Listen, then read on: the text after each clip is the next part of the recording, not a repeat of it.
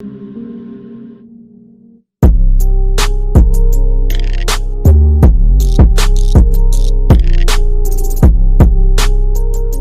everyone, welcome back to another episode of the We Sport Podcast. And today I have two new guests. One just disappeared, and the other one reoccurring, NyGiantZone. And I have OjKnowsSports and TheChasingRings. Make sure I leave their links down below for each one of them today. Guys, how's it going today? Zone, OJ, how y'all doing today? It's going well. I feel good. I went outside and the sun is glistening on my radiant skin, and I'm ready to get this started. Thank you for having me. Yeah, of course. I'm not gonna cap. I just came back from Florida. Now I'm in New Jersey, so it's been kind of depressing. You know, the weather change is not good at all. What part of Florida? I was in Orlando. Oh, nice. I saw the Clemson football team at my resort. It was pretty cool. Oh, nice. Yeah, my brother stays out there. Yeah, it was dope. But I'm just glad to be here. Thank you for having me, Nico. Oh yeah, that's right. I saw your video with Dabble. Okay, yeah, it was dope. It was actually dope. It was crazy experience. Yeah, sorry about that. You guys can hear the text messages. I don't know why they're all just bombarding. Can you guys hear that? Yeah. Mm-hmm. Yeah, I'm trying to fix that real quick. It's Zone's fault. Always been a Giants fan, bro. Come on now. 36-14, bro. Dude, oh my lord.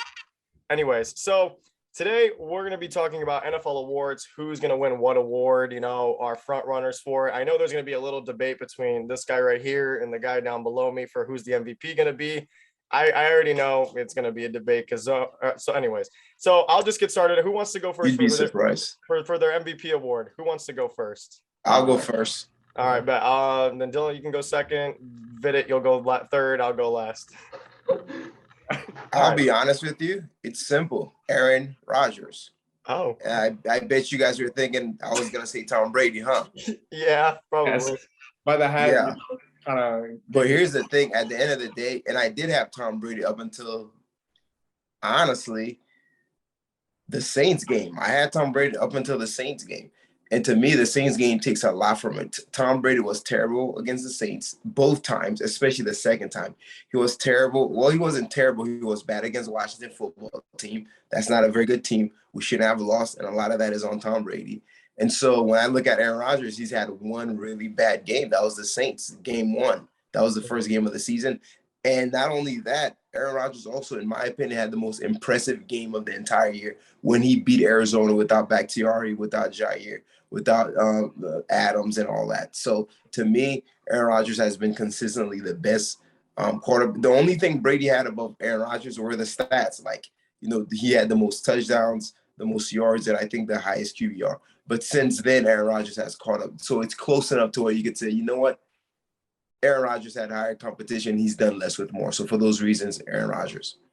Okay. I mean, that's fair. I mean, Aaron Rodgers, I will say I feel like we all know who the top 3 front runners are for the MVP. So obviously at this point where it comes down to is which opinion do we have. I mean, there's obviously 3 guys that we can think of that would be in the MVP conversation. Tom Brady, Aaron Rodgers, Jonathan Taylor for the MVP. I may say honestly Josh Allen over Jonathan Taylor. I have to heavily disagree. And I was a Josh Allen MVP guy. So you're not going to – Stafford is not in that? Stafford? Matthew Stafford? Yeah. No. Bro, what about Stafford's numbers are crazy, bro. Sure, but I don't know. The records against the teams that he's beaten this year and the record he has against the positive, teams with positive records and how he can't beat winning football teams. And he's in a hard division and he's doing phenomenal. But he has, let's say like the Vikings performance, 3 picks against the Minnesota Vikings secondary, who's very mediocre and does not have a lot of talent outside of maybe Patrick Peterson, if you want to consider him. Harrison Smith. Yeah, he's mid. Yeah, Harrison Smith. That's it. But yeah.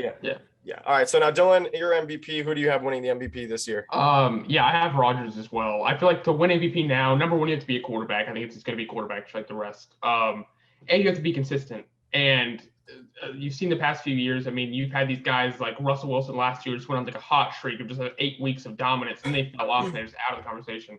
If you look at the most consistent, best quarterback, it has to be Rodgers right now. I don't really see a huge debate on that. Zone, who do you got? So this is my take on it. Who I really think should win it, this is going to be a very unpopular take, a very hot take. Cooper Kupp, bro. Like this man, obviously it's a quarterback favorite award. Hey, let me explain. You know what I'm saying? Let me explain. All right. Course, So it's very First dibs. I got dibs on rebuttaling, but go ahead. All right. But this is not who this is gonna win it. Like, there's no way Cooper Cup's gonna win it. But it's a very quarterback favorite award. But when you look at who has really done the most, like, to contribute to a team's success, I feel like it's been Cooper Cup. He's been like a staple of consistency. He's had multiple games over 100 yards.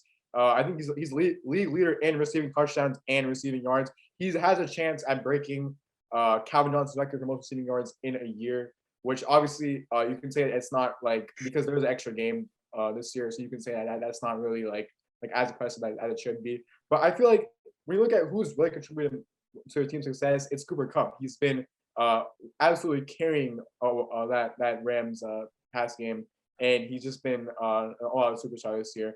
But I think the award's going to go to Rodgers because, as we said, it's a great quarterback favorite award.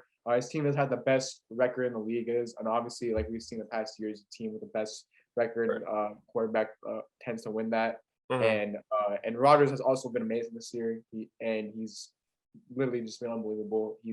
Can I ask you one thing? Can I ask you one thing though about Cooper Kupp? Yeah. Cooper Kupp, and I'm going to compare him right now to the guy who's below him in receiving yards, Justin Jefferson. I'm going to ask you this. I'm going to give you two numbers, and I want you to tell me who's who. 132 and 97. Tell me which one's who when it comes to that. Oh, I know. It's Cooper Kupp has 132 catches. I'm just gonna say this now. If with that, I guess that logic that you're gonna print on how he's doing with receptions and all that, you're getting. I mean, he's getting targeted damn near 10 times a game, 11 times a game, and he's converting on all of them. Good stuff. But to me personally, if you're getting targeted that many receptions and your numbers are that high, to me, I can't sit here and tell you, oh well, you're the MVP. Or because it's just like, I don't know. It's just like guy like with Justin Jefferson, who has 97 receptions with almost 200 less yards, 300 less yards, is having almost the same kind of, balanced out year that he's having in a different sense. But that's just my opinion, though. So a couple of things with Cooper Kupp, right? Cooper Kupp is primarily a slot receiver. So he's not going up against some of the premier corners. He's not seeing a lot of the premier corners. Now, depending on the defensive scheme, some corners, they shift around. You have some elite corners that will follow one particular receiver. But for the most part, they'll stay in their spot. So there's that. But ultimately, Cooper Kupp, again, not to take anything away from him, but he's one of the biggest beneficiaries of that scheme, right? And he has one of the best coaches in Sean McVay, and he benefits a lot from that scheme. If you were to take Cooper Kupp and put him in most other schemes, he's not going to do as well. He's not going to produce those numbers. And again, I don't even take pleasure in saying that because it seems like I'm taking away from him, but that's really the fact of the matter. That being said, Cooper Kupp is still not even a top 5 receiver. He's having the best receiving season, but that's a whole nother story. And to your point, Zone, I suppose you're not giving MVP to whoever's the best at that position, right? You're giving that to who's been having the best season. But ultimately, I think the quarterback impacts the game so much more that for you to give it to anyone other than a quarterback, you have to have an absolutely astronomical season per your position, which you can make an argument Cooper Kupp is having, but ultimately, I don't know, man. So it's close. I mean, Cooper Kupp, if we're gonna say Cooper Kupp's having a phenomenal offensive player of the year type of season where he'll take that award. Now, for my MVP, surprisingly, not a quarterback. Unlike Dylan and OJ, it's going to be Jonathan Taylor. That is my pick to win the MVP. Absolutely, he has turned around that Colts. Yes, no. Let me explain. That the Colts, I believe, were 1-6 going into week 7, right? They were 1-6, I believe, at some point in the NFL.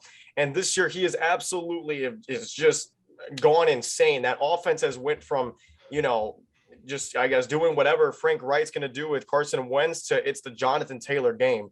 He has put up some phenomenal numbers. And to me personally, if Jonathan Taylor can crack 1,800 rushing yards, 1,700, and get to over 20 TDs rushing, he is easily, I want him at least in the top 2 conversation for the MVP. Easily. Yeah. No, please. No. Okay, listen. Jonathan Taylor, great year. He's offensive player of the year, in my opinion. The reason Cooper Kupp's not because he's not an X receiver. He doesn't guard any. He doesn't have any press coverage. He has free releases. I just can't put him as offensive player of the year. I have Jonathan Taylor offensive player of the year. He's not MVP. He has the best run blocking line in the league by far. He hasn't really done. Other against the Patriots, what run defense has he torched? He was non-existent against the Titans both games. Non-existent. Patriots, he had a good game. He had that one big run at the end. The Bucs contained him. Yeah, Bucks contain him. It seems like when he faces good run defenses, other than the Patriots, he isn't good. His big games, Jaguars garbage, Texans garbage. But I need to see him torch a good run defense other than just the Patriots to do that. And he has a great O-line.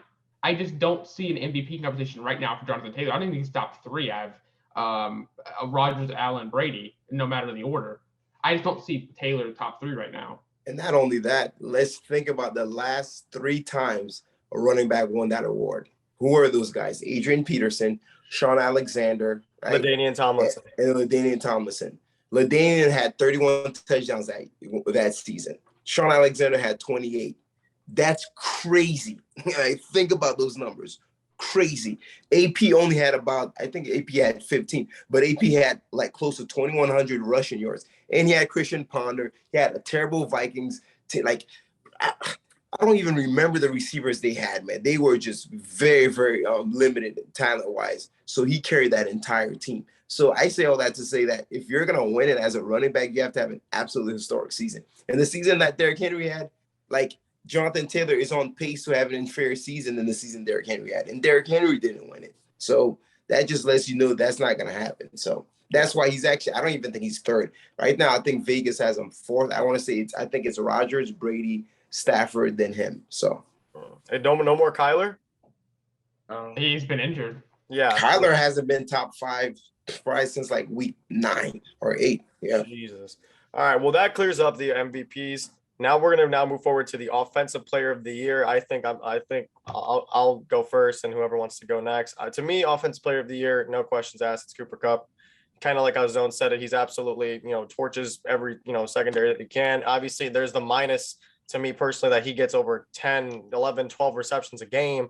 But I mean, hell, Michael Thomas did the same thing the year that he won it. I believe he won the award a couple of years back where he broke the reception record, I do believe. Yeah. So, I mean, Cooper Kupp, not saying he's on pace to break the reception record, but when you get that amount of receptions in a single season, you're going to be up for that award, or you're going to win that award easily. And I'm praying to God with the 132 receptions, you have the numbers that you have now. So, yeah, Cooper Kupp is for my pick to win Offensive Player of the Year. I have a question for you, Nico. Yeah. You think Cooper Kupp should be Offensive Player of the Year. And to me, that's very reasonable. But Cooper Kupp is he's not a top 5 MVP candidate.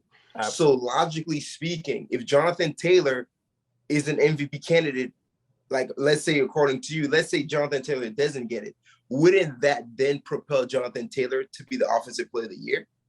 Yeah. Like I said, if that scenario were to happen, yes. Well, I mean, okay. Yeah, I was just wondering. Yeah, no. To me, you could go either way. Taylor's not going to win MVP. Neither will Cooper Kupp. You could go either way, those two guys. But for me, give me Cooper Kupp, because for the simple fact that the season he's having is literally historic. Mm-hmm. Jonathan Taylor, it's not. So, yeah, true. All right. So, Zone, Dylan, your offensive player of the year. I think that already goes like in tight with winning MVP Cooper Kupp. As I said, has a very good shot breaking the all-time receiving yards in a season. Absolutely insane. He's been a staple of consistency throughout the entire season. So many 100+ yards games. He's been unreal. And honestly, for Jonathan Taylor, here's the thing. He's been amazing. But at the same time, I do believe that his O-line contributes a lot to his success. He plays behind, in my opinion, the best O-line in football. Quentin Nelson is probably the best offensive tackle in the league. And I feel like if a lot of running backs play behind him, they put up, I'm not going to say similar numbers, but they put up also very good numbers. But I'm not trying to take away from Jonathan Taylor. He's so amazing running back. But I just feel like Cooper Kupp, you just really can't take away the season he's having from him. So I'm going to take him for Offensive Player of the Year. Right. Dylan, who do you got for her? I mean, they're split. I don't really care who wins it. It's one of the two. I think they both kind of have holes in their case, like I said earlier, and Zone pointed out. Jonathan Taylor's O-line contributes a lot, and then I think also Cooper Kupp not being the X receiver, not facing press coverage, not getting free releases also kind of contributes to his success as well. So I think it's kind of a split. I'll go Jonathan Taylor as Offensive Player of the Year, but I think it's close. Yeah, it's gonna be one. Now I don't know how controversial this will be because the next award, obviously this one's the award where I feel like it's an open race to anybody who can win it, is the Defensive Player of the Year. Because there's not been two, there's been I think 4 or 5 candidates that you could probably throw their names out, and you're not going to be looked at as a moron for saying the name. It's wide open this year. Yeah, it's wide open. Yeah, so we could run through them. I believe it's Myles Garrett. He's a potential winner. TJ Watt, potential winner. And as a Washington fan, Micah Parsons, a potential candidate to win it. Who else am I thinking? Robert Quinn for Chicago. Yeah, Robert Quinn, I was going to say. And even Joey Bosa. Joey's up there. Donald's always up there. Trayvon, you have to put Trayvon somewhat up there. I'm not saying he's defensive player of the year, but he has to be like top 7. It gives Nico pain just to even hear the name. Well, I mean, Taylor Heineke. I put Micah Parsons there. I put Micah Parsons there out of respect because he's good he's good. I think he's a little overrated, but he's good. But Trayvon's the overrated one. Taylor Heineke just lost him in a football in that 56-10 win. Anyway. Okay. So whoever wants to go first with defensive player of the year, be my guest. I'll go. This is gonna shock a lot of people because I do have a reputation for being very biased. I'm a diehard Giants fan, but I'm gonna take Micah Parsons, and it's surprising. I don't know if we're gonna get surprised, but here's the thing: when you look at the season he's having, I think he's a lead leader in tackles. He's been absolutely insane. I think he has 13 sacks, I believe, around that. I'll have to check that again. But he's been honestly, why I'm saying that is because how sensational he's been coming into the league in his first year. And the fact that he's able to be up here and competing with these guys in his first year makes me think about how remarkable his season has really been. And honestly, like I said, he is his tackling does contribute a lot. He's just a defensive force. And I feel like a lot of these guys you see, like Myles Garrett and TJ Watt, they have they're very good at getting to the quarterback, and that's where their role truly lies. And pressuring. But Micah Parsons does it all. He's like an elite run stopper as well. He does it all, and it kind of hurts the Giants fan to think about the fact that we weren't able to get him because we traded down. But I'm fine with what we got, and yeah, honestly, like even though I'm a Giants fan, I'm gonna take Micah Parsons Defensive Player of the Year. You're happy with Kadarius Toney. I mean, I guess you're happy with Kadarius. Any of the first round for Chicago next year, which is gonna be a good pick. I'm vibing. Chilling. So, but yeah, I mean, them drafting Kadarius Toney, right? That's like putting brand new rims on a 1932 car. It doesn't really do you anything if the car is terrible. In this case, the car is Daniel Jones. Just wanted to throw that out there. Okay, but okay. Let me say one thing about Daniel Jones real quick. It's gonna be off topic, but y'all are sleeping on this man. I hope that Jake Fromm and Mike Gunning's game showed you that Daniel Jones is actually important to this offense. The O-line is so bad, bro. It is so bad. I hope that showed y'all that Daniel Jones deserves a pass. There's a question I'm going to ask you as a Giants fan, but I'll wait till we're close to the end of the broadcast. But I'll say this. For me, I think TJ Watt's going to get it, period.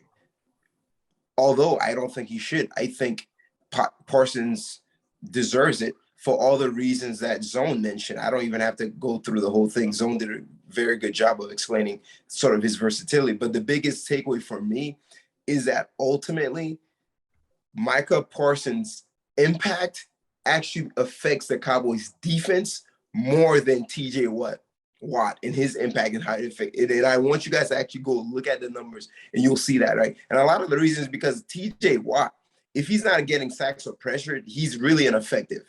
But Micah Parsons can impact the game in so many ways that even if he's not being effective at passing the rush, at pressuring the quarterback, he's still going to be effective in so many other ways. And if I'm being honest, TJ Watt, I'm not saying he has an easy job, but he also has arguably the second best defensive tackle in the league in Hayward, right? After Aaron Donald, it's probably Hayward. So Hayward gets double teamed a lot. So for all the talk about TJ Watt getting double teamed, he has another all-pro person on the line, whereas Parsons has primarily been him. Now, Gregory, he's solid, and Lawrence is solid as well, but those guys have been hurt, especially Lawrence and stuff like that. He's been carrying a lot of the load defensively. So to me, he's been the most versatile and he's been the most impactful. Therefore, he deserves it, even though he's not going to get it. Yeah. Dylan? All right. So mine's a different one for everybody. I'm going Myles Garrett. The reason I say Myles Garrett is because while if you look at just pure stats, who's better, it's TJ Watt. I think the reason, number one, TJ Watt's not it is because, of course, the infamous double team rate that everyone talks about, which actually is a fair stat. TJ Watt has a very low double team rate, which is impactful when you're an outside linebacker. And he's just not a good run defender, in my opinion. Myles Garrett, I feel like, is a phenomenal pass rusher and a phenomenal run defender. That's why I have him as Defensive Player of the Year. I usually always say Aaron Donald should always win it, but he's having a bad year this year. So, or not a bad year, but an off year. So I'll say Myles Garrett. Micah, I do actually have 2, then TJ 3. But Micah's been extremely impactful, but I don't need to go into that because you 2 already did. But yeah, I have Garrett, deep boy. Yeah. Kind of we're going off what Dylan said. Myles Garrett's probably my Defensive Player of the Year too. Just off of the fact that he like, I don't know. He's just been better than, I guess, everyone else. I mean, TJ Watt, like Dylan said, with the double team stat, it's obviously, a stat that you can speak on. But other than that, Myles Garrett, I mean, the menace and the amount of time that I guess for a team. Oh my gosh, for a team that runs an offense to try to make sure that Myles Garrett does not disrupt anything that they do, and they have to make sure that their one game plan is around Myles Garrett. I mean, that just speaks for itself right there. And he's an absolute menace to not be messed with at all. So yeah, and the year that he's having also, yeah, give me Myles Garrett. But my issue, so I have a question for both of you guys, right? You and Dylan, to push back on Myles Garrett. His impact has not been felt as a collective defense for the Browns. No one fears the Browns. I think their defense is just mid.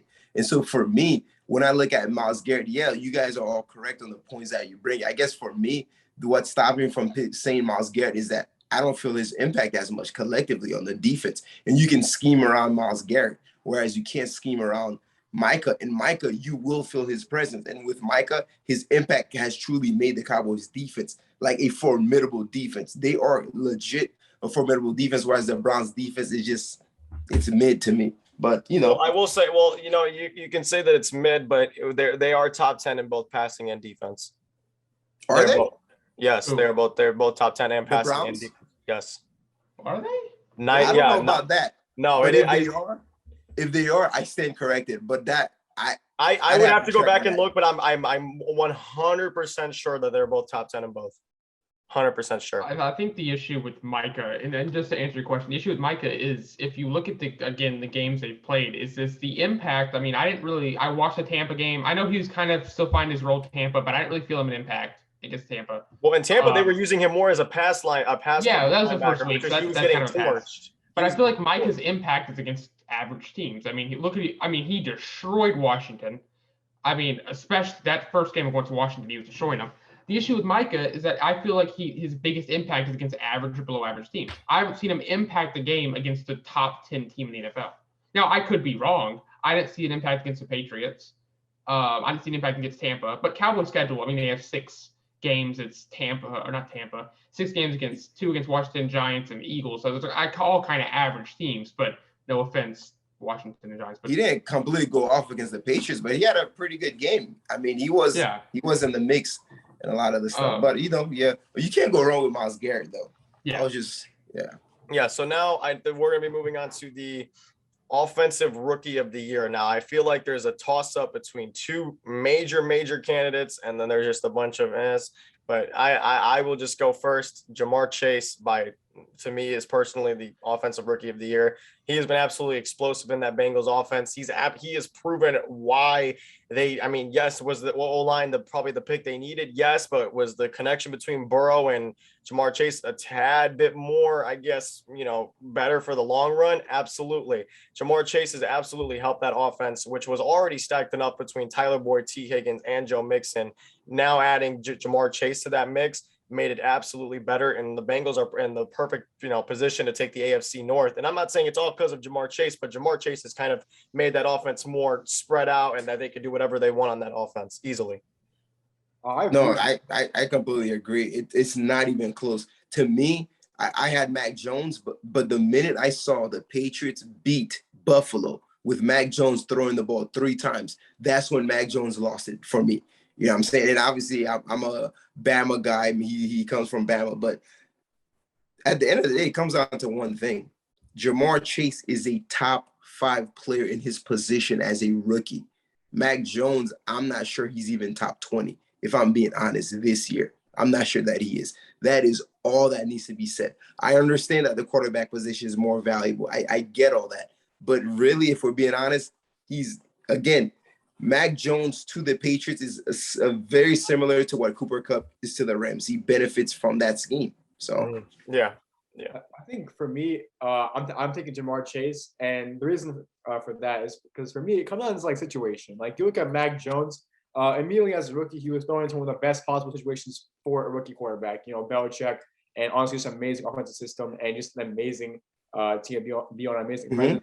And you got Jamar Chase on the Bengals, who have not when he was like drafted at that point, they weren't in an established offense at the time. They still had their holes, and he also had to compete with guys like T. Higgins and Tyler Boyd, who are both amazing receivers, and he had to kind of work his way up there. And he also had drop issues in the preseason, and how he immediately put the switch on that in the regular season and established a connection with Burrow throughout the season. That's what kind of more inclines me to pick Jamar Chase over Mac Jones. It's just like looking at the situation and how he worked his way up compared to how Mac Jones was kind of already threw us into a good situation. That's why I'm taking Jamar Chase over Mac Jones. Yeah. Dylan, who do you pick? Okay. So yeah, I think it's gonna be Jamar. I think Creed Humphrey, the center for the Chiefs, should be very up there just because came to the league as a rookie. I think he was like a second-round pick, and is already arguably a top 2 center in the NFL right now.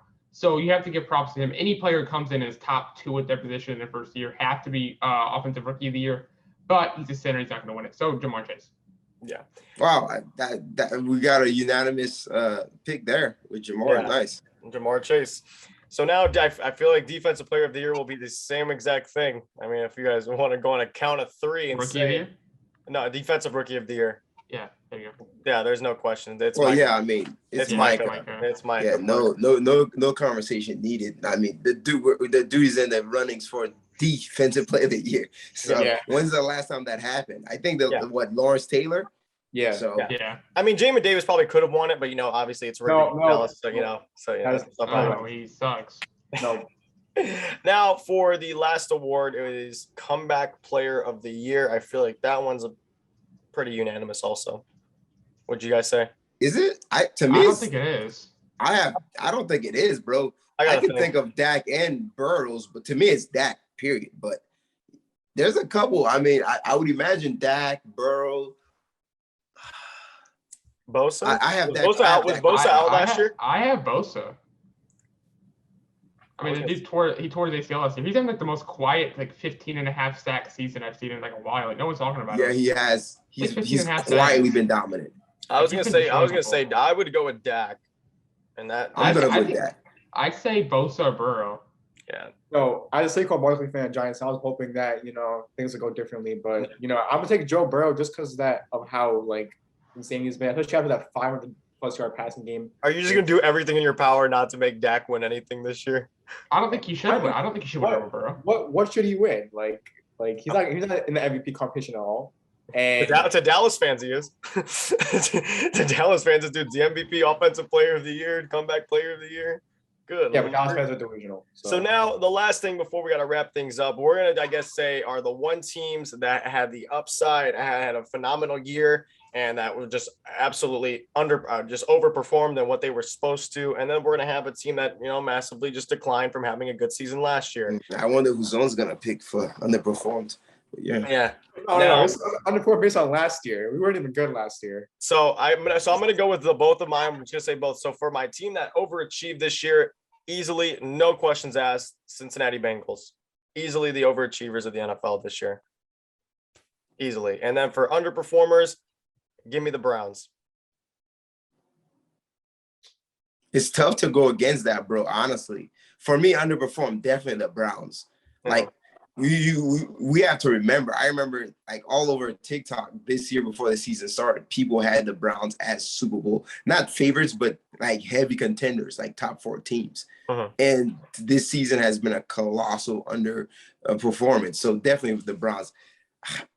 I get with the Bengals, I guess it's one of those like, I'm not that like, I'll say the Bengals under duress in a sense, but it's like, I really can't think of any other teams, man. But yeah, I guess the Bengals. Yeah.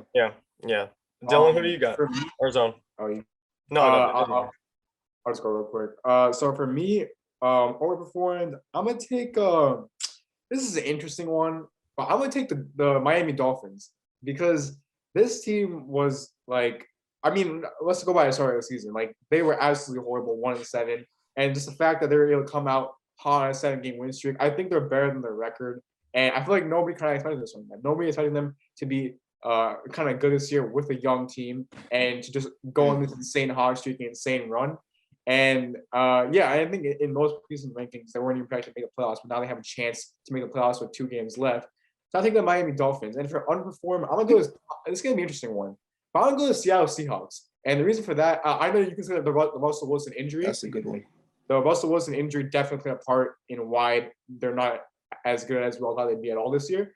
Mhm. But at the same time, when they didn't have Russell Wilson, they still couldn't win games. They just lost to the Bears. They blew a 10-point full quarter lead to the Bears. They lost to Washington football team when they had Russell Wilson. Like, but even when he was healthy, like they absolutely collapsed. They did not live up to expectations at all. They were coming in. They were thought to be a playoff lock, and they have not. I can't even name one game where they have looked like that at all. I will have to say, Zone, about the Dolphins. You want to say that they overperformed? Yeah, I mean, just kind of like You real no, I'm just saying. I mean, last year they were 10-6, and they were supposed to do what they were supposed to do this year. I would say that they fumbled everything up until like what the week that they beat the Ravens, and then they started to progress. To me, I believe if the overachieve award has to go to the team, it's a team that I guess has more wins than they did last year for one, and they stayed consistent throughout the season long. See, Miami can't really be the consistent team because they were 1-7 at one point. And I mean, I lied. You could say that also for the Colts too. The Colts were at the same position that they were. Dylan, if I'm correct, because you're from the AFC South, you know what I mean. They were inconsistent. They weren't really moving much on offense. And then it's after it just takes one game to turn it all around for a team. And now look at the Dolphins and the Colts now being in the playoff conversation when like week 6, 7, or 8. They weren't even in the conversation. So I mean, it's a good one. I'm just saying, for the overachiever, it's more of the consistency and all of that. But for Dylan, who do you have before we close it off? I mean, pretty much the consensus one is the ones you picked, but I'll try to go off. Patriots. Overperform. Yeah, I was going to pick Patriots. I didn't think Mac was going to be. I was not a Mac fan coming out of college. I don't think he's really been that good, but their defense has stepped up more than I thought they'd be with the free agent signings. They signed a lot of people this year, which is really odd for the Patriots, but I didn't expect them to be competing for the number 1 in the AFC or the number 1 in the AFC East. And to my next one, I mean, underperformed. It's going to sound weird, but I think the Bills kind of underperformed. It's the same thing as the Browns, just better. Bills supposed to be like the best team in the league this year, and they were fighting for a wild card spot last week. I just don't see how that doesn't live up to what they're supposed to be at all. Now they're still a good team, but I just don't think you should be competing for a wild card spot when you're coming into the year supposed to be the best team in the NFL and competing with the Chiefs who just turned it on. Agreed. Yeah. What do you think the reason is for some of their struggles or the regression? Well, I mean, no run game, obviously. They don't. Well, not even no run game. They're actually decent yards per carry, but they just don't commit to the run. And their defense, I think, got way too overhyped. They were putting up great numbers against bad offenses, and then once they started playing Tampa, Tennessee, they just got torched. And then they beat KC early. I think the hype train was a little bit too big. Their defense was considered the best defense in the league, and I didn't think they really did anything against good defenses. And they don't have a run game, and I don't think you're going to win like that consistently. Yeah. Sure. Well, if that closes out everything, thank you all for watching today. Thank you, OjKnowsSports and Dylan for all coming on today. Thank you guys so much. I appreciate it. I'll leave all of your guys' links down below in the descriptions.